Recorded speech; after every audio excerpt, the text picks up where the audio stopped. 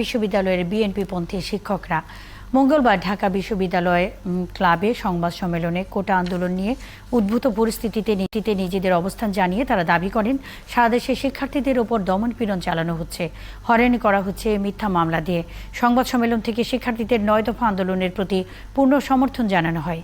এ সময় ব্যর্থতার দায়ে উপাচার্য, প্রো-ভিসি ও প্রক্টরেরও পদত্যাগ দাবি করা হয়।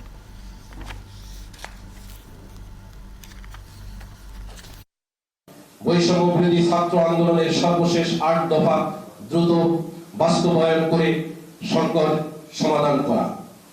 ১০ তদন্ত ছাড়াই ঘটনার সাথে জড়িত থাকার অভিযোগে পেশাজীবী সহ বিরোধী রাজনৈতিক দলের নেতা কর্মী সমর্থকদের গণগ্রেপ্তার ও রিমান্ডে নিয়ে বর্বরোচিত নির্যাতন বন্ধ করা এবং গ্রেপ্তারকৃতদের অবিলম্বে মুক্তি প্রদান করা।